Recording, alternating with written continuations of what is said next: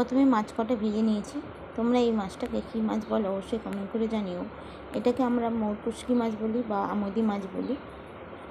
মাছটাকে প্রথম ভাজা হয়ে গেছে, তারপরে চিংড়ি মাছ কটা চচ্চড়ির জন্য মানে সবজি তরকারির জন্য, আর এখানে মাছের ঝাল করার জন্য পেঁয়াজটাকে লাল করে ভেজে নিয়েছি, আদা লঙ্কা বাটা দিয়েছি এবং লঙ্কা গুঁড়ো, হলুদ গুঁড়ো, জিরে গুঁড়ো, রসুন সব দিয়ে মশলাটাকে ভালো করে ভেজে পরিমাণ মতন জল দিয়ে ফুটিয়ে নেব, ভালো করে কষিয়ে নেব যতক্ষণ না তেল ছাড়ছে। মাছ কটা দেবো না।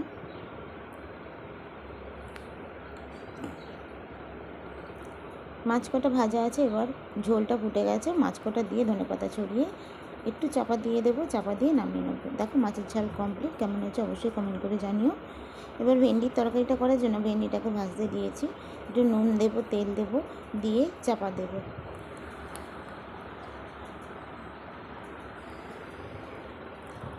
দেখো একটু চাপা দিয়ে আবার খুলে একটু ভেজে নেব। চিংড়ি মাছটা ভাজা আছে, এবার ভেন্ডিটা ভেজে তুলে নিয়ে পেঁয়াজ আলুটা ভাজতে দেবো।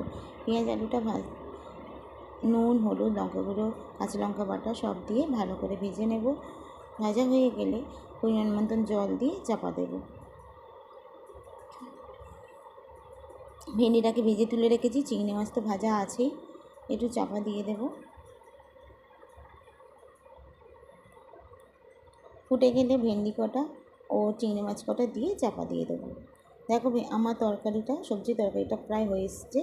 এবং চিচিঙ্গা ভাজাটা আমি আলাদা কড়াই ভেজে এতে দিয়ে দিয়েছি। কেমন হয়েছে অবশ্যই কমেন্ট করতে বলবে না। সামনে আসা ভিডিওগুলোকে বেশি বেশি করে লাইক, কমেন্ট, শেয়ার করবে আর তোমাদের উইকলি চ্যালেঞ্জগুলো পূর্ণ করে নাও। এইভাবে সামনে আসা যত ভিডিওকে কমেন্ট করতে পারবে তবেই তোমাদের বন্ধু বাড়বে।